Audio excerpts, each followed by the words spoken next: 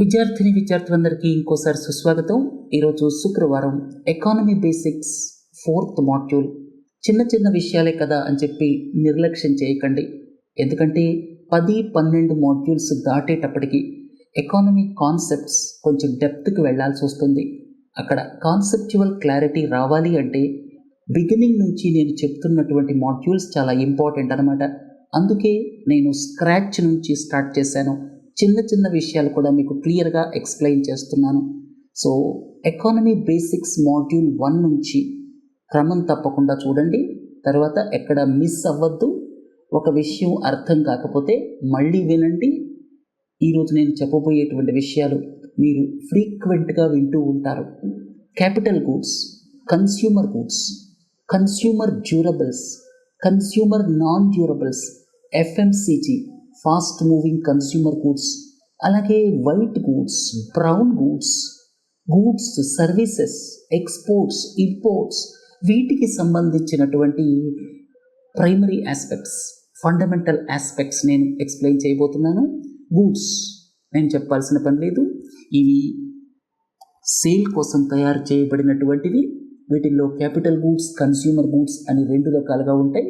మీ mobile phone కావచ్చు, table కావచ్చు, chair కావచ్చు, ల్యాప్టాప్ కావచ్చు, రిఫ్రిజిరేటర్ కావచ్చు, ఇవన్నీ గూడ్స్ కిందకి వస్తాయి.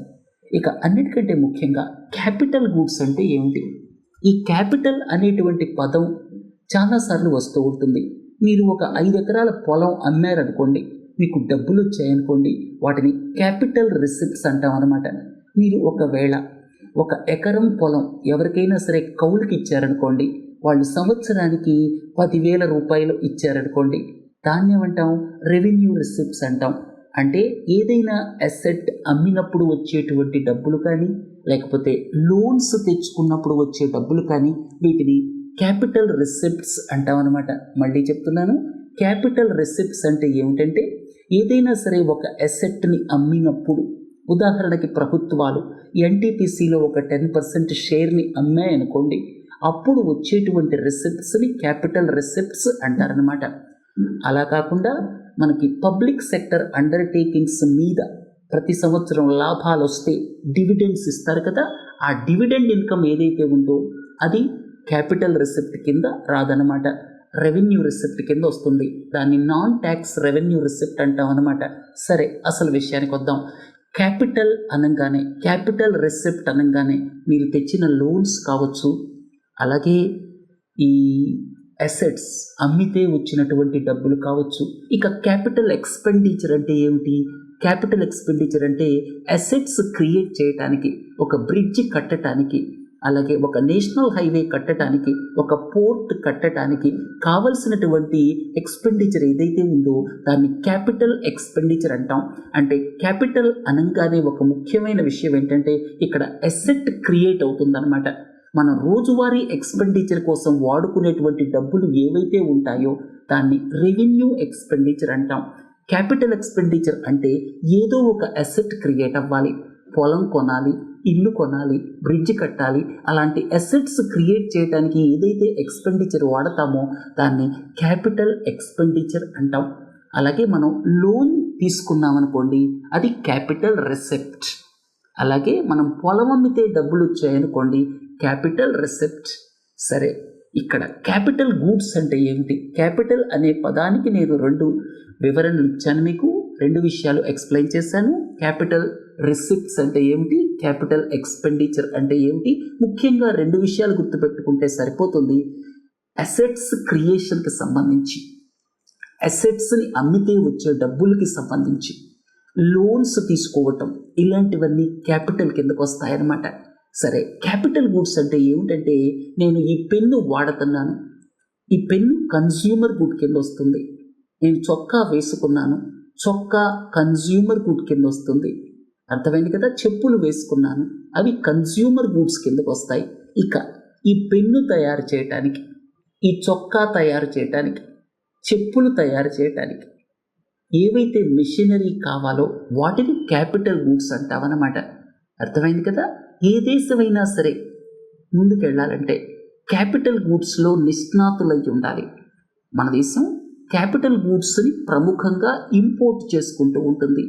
ఏ దేశానికైనా సరే సెల్ఫ్ సఫిషియన్సీ రావాలి అంటే క్యాపిటల్ గూడ్స్ ఉత్పత్తి చేసేటువంటి స్థాయికి వెళ్ళాలి. ఎందుకంటే క్యాపిటల్ గూడ్స్ పెద్ద పెద్ద మెషినరీ, కటింగ్ ఎడ్జ్ టెక్నాలజీతో చేసేటువంటి మెషినరీ అన్నమాట. ఉదాహరణకి ఒక ఆపరేషన్ చేయటానికి, ఒక సర్జరీ చేయటానికి చాలా చాలా చాలా ఎక్విప్మెంట్ వాడతారు డాక్టర్లు. అవన్నీ కన్స్యూమర్ గూడ్స్. వాటిని తయారు చేయటానికి ఏవైతే మెషిన్స్ కావాలో, సీమెన్స్ లాంటి కంపెనీ వాడేటువంటి మెషిన్స్ ఏవైతే ఉంటాయో అవన్నీ క్యాపిటల్ గూడ్స్ అన్నమాట. అర్థమైంది కదా? సో క్యాపిటల్ గూడ్స్ తయారు చేసేటువంటి ఏదైతే క్యాలిబర్ని ఏ దేశమైనా సంపాదిస్తుందో ఆ దేశం ముందుకెళ్ళేటువంటి అవకాశాలు ఉంటాయన్నమాట. అర్థమైంది కదా? సో క్యాపిటల్ గూడ్స్ అంటే ఏమిటంటే used for producing other goods for end use. ఈ చొక్కా తయారు చేయడానికి, ఈ పెన్ను తయారు చేయడానికి, చెప్పులు తయారు చేయడానికి కావలసినటువంటి మెషినరీ ఏదైతే ఉందో దాన్ని మనం క్యాపిటల్ గూడ్స్ అంటాం. చూడండి, machinery in the textile sector, ఇక్కడ machinery in the manufacturing sector. అర్థమైంది కదా? వీటి యొక్క కాస్ట్ కూడా చాలా ఎక్కువ ఉంటుంది. దీనికి హై ఎండ్ టెక్నాలజీ కూడా కావాలి, కటింగ్ ఎడ్జ్ టెక్నాలజీ కూడా కావాలి. ఎందుకంటే మనం ఒక్కసారి క్యాపిటల్ గూడ్స్ని ప్రొడ్యూస్ చేసామనుకోండి, మారుతున్నటువంటి టెక్నాలజీతో ఇంకా కొన్ని అడ్వాన్స్డ్ మెషిన్స్ రావచ్చు. సో క్యాపిటల్ గూడ్స్ తయారు చేసేటువంటి సంపద అంటే ఆ యొక్క శక్తిని పొందాలి అంటే ముఖ్యంగా హై ఎండ్ ఎడ్యుకేషనల్ ఇన్స్టిట్యూషన్స్ ఉండాలి. అంతేకాకుండా రీసెర్చ్ అండ్ డెవలప్మెంట్ చాలా రొబస్ట్గా ఉండాలి. ఇది నిరంతర ప్రక్రియ అన్నమాట. మనం ఒక క్యాపిటల్ గూడ్ తయారు చేసేటప్పటికీ అది అవుట్డేటెడ్ అయిపోవచ్చు. టెక్నాలజీలో వచ్చిన మార్పుల మూలంగా ఇతర దేశాల నుంచి హై ఎండ్ టెక్నాలజీతో మిషన్స్ మ్యానుఫ్యాక్చర్ అయి రావచ్చు అన్నమాట. ఇక కన్స్యూమర్ గూడ్స్ మనం ఏవైతే వాడుతుంటామో, డెటాల్ సబ్బు కావచ్చు, ల్యాప్టాప్ కావచ్చు, టేబుల్ కావచ్చు, మొబైల్ కావచ్చు, నేను రాసే పెన్ను కావచ్చు, ఇవన్నీ కూడా కన్స్యూమర్ గూడ్స్ అన్నమాట. అంటే to satisfy human wants directly, మన అవసరాలను డైరెక్ట్గా తీర్చడం కోసం ఉండేటువంటివి కన్స్యూమర్ గూడ్స్. మనం మార్కెట్కి వెళ్ళి రోజువారీ కొనుక్కుంటూ ఉంటాం కదా, వీటిని కన్స్యూమర్ గూడ్స్ అంటారనమాట. ఈ కన్స్యూమర్ గూడ్స్ని తయారు చేయడానికి వాడేటువంటి మెషినరీని క్యాపిటల్ గూడ్స్ అంటామన్నమాట. సరే, కన్స్యూమర్ గూడ్స్లో కన్స్యూమర్ డ్యూరబుల్స్ అంటాం, కన్స్యూమర్ నాన్ డ్యూరబుల్స్ అంటాం. ఇక కన్స్యూమర్ డ్యూరబుల్స్ అంటే ఏమిటంటే ఇక్కడ చూడండి, washing machine, air conditioner, refrigerator, ఇలాంటి వాటిని మనం ప్రతిరోజు కొనం కదా. ఒక్కసారి కొన్నామంటే కనీసం 3 సంవత్సరాలు, కనీసం 3-4 సంవత్సరాలు ఉంటాయి కదా. ఇలాంటి వాటిని కన్స్యూమర్ డ్యూరబుల్స్ అంటారన్నమాట. అర్థమైంది కదా? ఇవి కూడా కన్స్యూమర్ గూడ్స్లో భాగమే. వీటిని కన్స్యూమర్ డ్యూరబుల్స్ అంటారు. అంటే మళ్ళీ మనం ఫ్రీక్వెంట్గా పర్చేజ్ చేయాల్సిన అవసరం ఉండదు. డెటాల్ సబ్బు ఉందనుకోండి, టూత్పేస్ట్ ఉందనుకోండి, అవన్నీ ఫ్రీక్వెంట్గా పర్చేజ్ చేయాల్సి వస్తుంది. వాటిని వేరే పేరుతో పిలుస్తారు, వాటి విషయానికి నేను తర్వాత వస్తాను. సో వీటన్నిటిని కన్స్యూమర్ డ్యూరబుల్స్ అంటారు. తర్వాత అవి అంత తొందరగా పాడైపోవు, కొంతకాలం ఉంటాయి.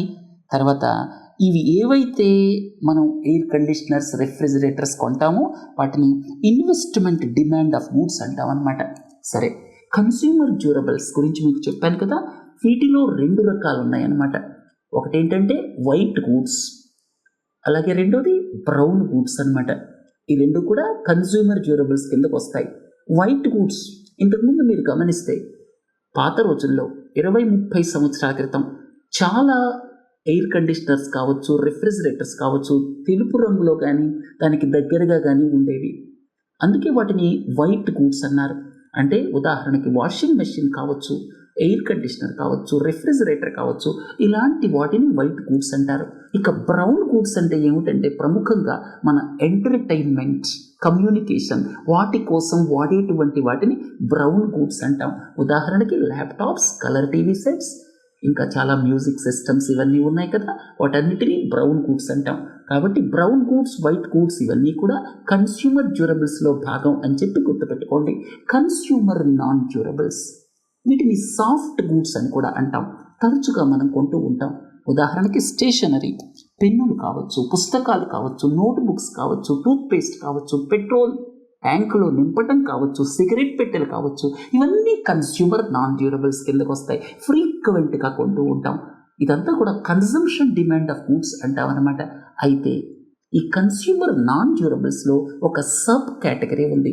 వాటిని ఏమంటారంటే ఫాస్ట్ మూవింగ్ కన్స్యూమర్ గూడ్స్ అంటాం. ఫాస్ట్ మూవింగ్ కన్స్యూమర్ గూడ్స్ ఈ పదం తరచుగా బిజినెస్ స్టైలిస్లో మీకు కనబడుతూ ఉంటుంది. పాలు కావచ్చు, ఫ్రూట్స్ కావచ్చు, టూత్పేస్ట్ కావచ్చు, కోకోకోలా కావచ్చు, వీటన్నిటినీ ఫాస్ట్ మూవింగ్ కన్స్యూమర్ గూడ్స్ అంటాం. ఇవి ఎక్కువ వాల్యూమ్లో సేల్ అవుతూ ఉంటాయి. స్ట్రీట్ కార్నర్లో ఉన్నటువంటి మామ్ అండ్ పాప్ స్టోర్స్లో ఇవి దాదాపుగా అందుబాటులో ఉంటాయి. తర్వాత రెగ్యులర్ కన్సంప్షన్కి ఇవి ఎసెన్షియల్ అనమాట. సరే, ఒక్కసారి మళ్ళీ క్లారిటీ ఇస్తాను. మనకి ఏవైతే కన్స్యూమర్ గూడ్స్ ఉన్నాయో 2 రకాలు. ఒకటి కన్స్యూమర్ డ్యూరబుల్స్, 3 సంవత్సరాలు కానీ అంతకంటే ఎక్కువ కానీ ఉండేటువంటి వాటిని మనం కన్స్యూమర్ డ్యూరబుల్స్ అంటాం. వీటిల్లో వైట్ గూడ్స్ అలాగే బ్రౌన్ గూడ్స్. బ్రౌన్ గూడ్స్ అనగానే మనకి ఎంటర్టైన్మెంట్ పర్పస్ కోసం ఉపయోగపడేటువంటి వాటిని బ్రౌన్ గూడ్స్ అంటాం. కలర్ టెలివిజన్ కావచ్చు, లేకపోతే మ్యూజిక్ సిస్టమ్స్ కావచ్చు. ఇక కన్స్యూమర్ నాన్ డ్యూరబుల్స్ ఇక్కడ చూడండి, ఇవి తరచుగా కొనేటువంటివి. వీటిల్లో మరీ ఫ్రీక్వెంట్గా రోజువారీ కొనేటువంటి ఐటమ్స్ కొన్ని ఉంటాయి. వాటిని ఫాస్ట్ మూవింగ్ కన్స్యూమర్ గూడ్స్ అంటామన్నమాట. సరే, కన్స్యూమర్ గూడ్స్ గురించి మనం తెలుసుకున్నాం కదా. సర్వీసెస్ అంటే టీచింగ్. ఇవి ఇంటాంజిబుల్స్ అన్నమాట, అంటే కంటికి కనపడవు. తర్వాత ఇవి పర్సన్ టు పర్సన్ కూడా డిపెండ్ అయ్యి ఉంటాయి. అది ముఖ్యమైన డిఫరెన్స్. ఇక్కడ మీరు గూడ్స్ విషయానికి వచ్చారనుకోండి, పర్సన్ టు పర్సన్ అంటే మనం ఎయిర్ కండిషనర్ కొంటాం, పక్కింటి వాళ్ళు కూడా కొంటారు, అదే కంపెనీ కొన్నారనుకోండి, డిఫరెన్స్ ఏమి ఉండదు. కానీ ఇక్కడ మీరు సర్వీసెస్ విషయానికి వచ్చేసరికి మీకు ఒక టీచర్ ఒకలా చెప్తారు, ఇంకో టీచర్ ఒకలా చెప్తారు. కాబట్టి టీచర్కి డిఫరెన్స్ ఉంటుంది, డాక్టర్కి డిఫరెన్స్ ఉంటుంది, అలాగే హెయిర్ కట్టర్కి డిఫరెన్స్ ఉంటుంది. సో ఇవన్నీ సర్వీసెస్ అనమాట.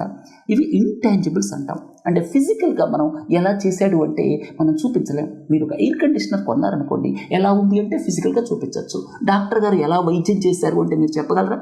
చెప్తారు అంతే తప్పితే చూపించలేరు కదా. అందుకే వీటిని ల్యాక్స్ ఫిజికల్ సబ్స్టెన్స్ అంటాం అనమాట. Each service is unique. ఒక్క డాక్టర్ చేసేటువంటి సర్వీస్ ఏదైతే ఉందో అది ఒక్కొక్క పర్సన్కి యూనిక్గా ఉంటుంది. తర్వాత వీటిని ఇన్విజిబుల్స్ అంటాం అనమాట. ఏవైతే సర్వీసెస్ ఉన్నాయో వాటిని ఇన్విజిబుల్స్ అంటాం. మీరు ఎక్స్పోర్ట్స్ ఇంపోర్ట్స్లో కూడా విజిబుల్స్, ఇన్విజిబుల్స్ అనేటువంటి కేటగిరీస్ ఉంటాయి. విజిబుల్స్ అంటే ఫిజికల్ గూడ్స్ అనమాట. ఇన్విజిబుల్స్ అంటే ఇలాంటి సర్వీసెస్ అనమాట. అర్థమైంది కదా. తర్వాత గూడ్స్ సర్వీసెస్కి డిఫరెన్స్ చూస్తే మీరు ఇక్కడ ఇవన్నీ కూడా గూడ్స్. అలాగే సర్వీసెస్ విషయానికి వస్తే మీరు ఒకసారి ఇక్కడ చూడండి, మనం హాస్పిటల్కి వెళ్తే ఇచ్చేటువంటి వైద్యం ఏదైతే ఉందో అది సర్వీస్ కిందకు వస్తుంది. మనకు చెప్పే చదువు సర్వీస్. మీరు మల్టీప్లెక్స్కి వెళ్ళి సినిమా చూస్తారు, అది కూడా సర్వీస్. అర్థమైంది కదా. సో ఇలాంటివన్నీ సర్వీసెస్ అనమాట. సరే, ట్రేడ్ ఇంతకుముందే చెప్పాను మీకు.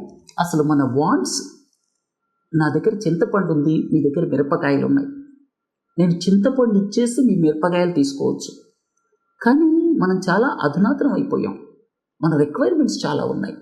ఇవాళ చాలా ప్రోడక్ట్స్ ఉన్నాయి, మన రిక్వైర్మెంట్స్ చాలా ఉన్నాయి. అందుకని బార్టర్ సిస్టమ్ పనికిరాదని ఫస్ట్ లెక్చర్లో చెప్పుకున్నాం. అంతేకాకుండా ఒక దేశం అన్ని గూడ్స్ని కూడా ప్రొడ్యూస్ చేయలేదు. ఒక దేశం కొన్ని గూడ్స్ని మాత్రమే ప్రొడ్యూస్ చేయగలదు. ఇతర దేశాల మీద డిపెండ్ అయ్యి ఉండాల్సిందే, తప్పదనమాట. ఉదాహరణకి సర్వీసెస్ తీసుకున్నాం అనుకోండి, మనం వాడేటువంటి సాఫ్ట్వేర్ ఏదైతే ఉందో అదంతా కూడా ఫారిన్ కంట్రీస్లో జనరేట్ చేసిందే కదా. సో అందుకని మనం ఒక దేశానికి బౌండరీస్ వేసుకొని కూర్చుంటే కుదరదనమాట. గూడ్స్ కావచ్చు, సర్వీసెస్ కావచ్చు, ఒక దేశంలో ఉత్పత్తి కావు. మన నీడ్స్ పెరిగాయి, అవసరాలు పెరిగాయి, టెక్నాలజీ పెరిగింది. ఇవాళంతా కూడా గ్లోబలైజ్డ్ ఎకానమీ అయిపోయింది. అందుకని ఒక దేశం నుంచి ఇంకో దేశానికి గూడ్స్ వెళ్ళటం సామాన్యమైన విషయమే. అలాగే ఒక దేశం నుంచి ఇంకో దేశానికి సర్వీసెస్ వెళ్ళటం, సర్వీసెస్ రావటం, ఇదంతా కూడా సామాన్యమైన విషయమే. దీన్నంతా ఏమంటారంటే ట్రేడ్ అంటారనమాట. ట్రేడ్లో గూడ్స్ ట్రేడ్ ఉంటుంది, సర్వీసెస్ ట్రేడ్ ఉంటుంది. ట్రేడ్ అంటే ఏమిటంటే ట్రాన్స్ఫర్ ఆఫ్ గూడ్స్ లేకపోతే సర్వీసెస్. ఒక ఎంటిటీ నుంచి ఇంకొకళ్ళకి డబ్బులు ఇక్కడ ఎక్స్చేంజ్ అవుతాయి. అర్థమైంది కదా. ఇది ట్రేడ్కి సంబంధించి. అసలు ట్రేడ్ అవసరం ఎందుకు వచ్చిందంటే మన అవసరాలు అన్లిమిటెడ్ అయిపోయాయి. ఒక దేశం ఏది కూడా మన అవసరాలను తీర్చలేదు. అంతేకాకుండా ఒక్క ప్రోడక్ట్ని తయారు చేయాలి అంటే ఒక దేశం పూర్తిగా అన్ని కాంపోనెంట్స్ తయారు చేసే పరిస్థితిలో లేదు. ఉదాహరణకి మొబైల్ ఫోన్ తీసుకున్నారనుకోండి, మన దేశంలో చాలా మొబైల్ ఫోన్స్ ఈ మధ్య అసెంబుల్ చేస్తున్నారు. రకరకాల పార్ట్స్ రకరకాల దేశాల నుంచి వస్తున్నాయి. అదే కదా గ్లోబల్ వాల్యూ చైన్స్ అంటే. సో ఇవాళ గ్లోబ్ అంతా కూడా ఇంటర్ కనెక్టెడ్ అయిపోయింది. ప్రస్తుతం వస్తున్న జియో పొలిటికల్ డిస్టర్బెన్సెస్ మూలంగా గ్లోబల్ వాల్యూ చైన్స్ని ఫ్రెండ్లీ కంట్రీస్లోనే రీఓరియంట్ చేసుకోవాలి అన్నటువంటి ఆలోచన కూడా వస్తుందన్నమాట. సరే, అసలు విషయానికి వద్దాం. ట్రేడ్, ట్రాన్స్ఫర్ ఆఫ్ గూడ్స్ కావచ్చు, సర్వీసెస్ కావచ్చు. తర్వాత మార్కెట్. మార్కెట్ అంటే ఏమిటి? Network that allows trade. వ్యాపారాన్ని ఎక్కడైతే అలౌ చేస్తుందో అది నెట్వర్క్. దాన్ని ఏమంటామంటే మార్కెట్ అంటాం. It may be online market or physical market. ఆన్లైన్లో కనెక్ట్ అయిపోయి మనం కొనటం అమ్మటం చేస్తున్నాం అనుకోండి, అది ఆన్లైన్ మార్కెట్. సరే, కామర్స్. కామర్స్ అంటే మీనింగ్ ఏంటంటే activity of selling and buying goods and services on a large scale. సరే, ఈ బొమ్మ చూడండి. International trade, exports, goods. మీరు చూడండి, మన దేశంలో టెక్స్టైల్ ప్లాంట్ నుంచి ఒక చొక్కా తయారు చేసి కీనియాకి అమ్మామనుకోండి, కీనియా వాళ్ళు మనకి నార్మల్గా డాలర్స్లో పే చేస్తారు. ఇక్కడ మనకి ప్రెషియస్ ఫారిన్ ఎక్స్చేంజ్ వస్తుంది. అంటే ఇక్కడ మీనింగ్ ఏమిటి? ఇండియా అనేది ఎక్స్పోర్టింగ్ కంట్రీ అనమాట. మనం చొక్కాలు తయారు చేసి కీనియాకి అమ్మితే కీనియా వాళ్ళు మనకి రూపాయల్లో కానీ వాళ్ళ కరెన్సీలో కానీ పే చేయరు కదా. వాళ్ళ దగ్గర రూపాయలు ఉండవు. వాళ్ళ కరెన్సీలో పే చేస్తే మనం ఒప్పుకోం. ఎందుకంటే వాళ్ళ కరెన్సీ సాఫ్ట్ కరెన్సీ కాబట్టి మన కరెన్సీ లాగానే. సో అందుకని డాలర్స్ కావచ్చు, లేకపోతే యూరో కావచ్చు, జపనీస్ కరెన్సీ కావచ్చు, అలాంటి హార్డ్ కరెన్సీస్లోనే మనం యాక్సెప్ట్ చేస్తాం. ఎందుకంటే డాలర్లో మనం తీసుకున్నాం అనుకోండి, మనం మళ్ళీ ఆ డాలర్లని వాడుకోవచ్చు. ఒకవేళ కెన్యన్ కరెన్సీలో తీసుకున్నాం అనుకోండి, ఎక్కడ వాడతాం చెప్పండి? అందుకే ఈ ఎక్స్పోర్ట్ కంట్రీ ఏదైతే ఉందో దానికి డాలర్స్ వస్తాయి. ఫారిన్ ఎక్స్చేంజ్ ప్లస్ అనమాట ఇక్కడ. అంటే డాలర్లు మన దేశానికి వస్తాయి. ఇక ఎక్స్పోర్ట్స్ ఆఫ్ సర్వీసెస్. మన దేశంలో ఉన్నటువంటి టాటా కన్సల్టెన్సీ సర్వీసెస్ సాఫ్ట్వేర్ ప్రోడక్ట్స్ని జనరేట్ చేసి అమెరికాకి అమ్మిందనుకోండి, అది సాఫ్ట్వేర్ ఎక్స్పోర్ట్స్. Services exports. లేకపోతే ఇన్విజిబుల్స్ ఎక్స్పోర్ట్స్.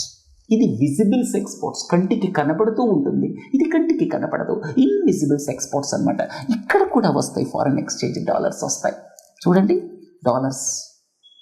సో ఇట్లా మనకి డాలర్స్ వస్తూ ఉంటాయి. ఎక్స్పోర్ట్ చేస్తే గూడ్స్ ఎక్స్పోర్ట్ చేసిన, సర్వీసెస్ ఎక్స్పోర్ట్ చేసిన డాలర్స్ వస్తాయి. మరి డాలర్స్ కూడా పోతూ ఉంటాయి కదా. చూడండి, ఇక్కడ మొబైల్ ఫోన్, యాపిల్ ఫోన్ ఉందనుకోండి, యునైటెడ్ స్టేట్స్ ఆఫ్ అమెరికా కానీ వేరే దేశంలో కానీ తయారు చేయబడి మన దేశానికి ఇంపోర్ట్ అయిందనుకోండి. ఇక్కడ చూడండి, మన దేశం ఇక్కడ ఉంది. ఇంపోర్ట్ అయినప్పుడు మనం ఏం చేయాలి? మనం డాలర్లు వాళ్ళకి పే చేయాలి కదా. సో మనకి ఇలా డాలర్స్ ఏవైతే వచ్చాయో, ఎందుకంటే వాళ్ళు రూపాయల్లో యాక్సెప్ట్ చేయరు, తరచుగా మనం బిలియన్స్ ఆఫ్ డాలర్స్ అని చెప్పి మాట్లాడుకుంటూ ఉంటాం. సో ఇక్కడ మనం ఎక్స్టర్నల్ ఫ్రంట్ గురించి మాట్లాడుకునేటప్పుడు ఫారిన్ ఎక్స్చేంజ్ రిజర్వ్స్ కావచ్చు, ఎక్స్పోర్ట్ ఇంపోర్ట్ ట్రాన్సాక్షన్స్ కావచ్చు, ఫారిన్ బాండ్స్ కావచ్చు, ఇవన్నీ ప్రెడామినెంట్గా హార్డ్ కరెన్సీస్లో ఉంటాయి.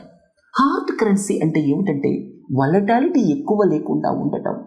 తర్వాత రెండోది ఏంటంటే చాలా దేశాలు యాక్సెప్ట్ చేయటం అనమాట. మనకి డాలర్స్ వచ్చినప్పుడు ఆ డాలర్స్ని మనం ఇంపోర్ట్ చేసుకొని ఇంకొక దేశానికి, అంటే గూడ్స్ కానీ సర్వీసెస్ కానీ మనం ఇంపోర్ట్ చేసుకున్నప్పుడు ఆ డాలర్స్ని వేరే దేశానికి పే చేస్తామన్నమాట. సో ఇట్లా డాలర్స్ వస్తాయి. ఎట్లా డాలర్స్ పోతాయో కూడా చెప్పాను కదా. ఇక్కడ ఇండియా ఇంపోర్టింగ్ కంట్రీ కాబట్టి డాలర్స్ని మనం ఆ దేశాలకు పే చేయాలి. అలాగే మనకి ఆర్టిఫిషియల్ ఇంటెలిజెన్స్కి కానీ ఐఓటీకి కానీ మనం యునైటెడ్ స్టేట్స్ ఆఫ్ అమెరికాలో జనరేట్ చేసినటువంటి సాఫ్ట్వేర్ని మనం తెచ్చుకున్నాం అనుకోండి, ఇంపోర్ట్ చేసుకున్నాం అనుకోండి, ఇక్కడ మనం డాలర్స్ ఆ దేశానికి పే చేయాల్సి ఉంటుంది. అర్థమైంది కదా. సో ఇంటర్నేషనల్ ట్రేడ్ అసలు ఎందుకు అవసరం, అలాగే డాలర్స్ అనేటువంటివి ఎలా వస్తూ ఉంటాయి, ఎలా పోతూ ఉంటాయి, అర్థమైంది కదా. డాలర్స్ అనేటువంటివి రకరకాల రూపాల్లో వస్తూ ఉంటాయి. డాలర్సే ఎందుకు వస్తాయనేది కూడా చెప్పాను. సాఫ్ట్ కరెన్సీస్ ఎవరు యాక్సెప్ట్ చేయరు కాబట్టి. సో మనం గూడ్స్ ఎక్స్పోర్ట్ చేసినప్పుడు డాలర్స్ వస్తాయి, సర్వీసెస్ ఎక్స్పోర్ట్ చేసినప్పుడు డాలర్స్ వస్తాయి, గూడ్స్ ఇంపోర్ట్ చేసుకున్నప్పుడు డాలర్స్ పేమెంట్ చేస్తాం, తర్వాత సర్వీసెస్ ఇంపోర్ట్ చేసుకున్నప్పుడు డాలర్స్ పేమెంట్ చేస్తాం. అయితే ఈ మధ్య కాలంలో కొన్ని దేశాలతోటి రూపీ పేమెంట్ ట్రాన్సాక్షన్స్ జరుగుతున్నాయి. క్రూడ్ ఆయిల్ మనం రష్యా నుంచి ఇంపోర్ట్ చేసుకున్నప్పుడు మనం కొంతవరకు రూపాయల్లో పే చేస్తున్నాం. అలాగే యుఏఈ లాంటి కంట్రీతో కూడా రూపాయల్లో పేమెంట్ చేస్తున్నాం.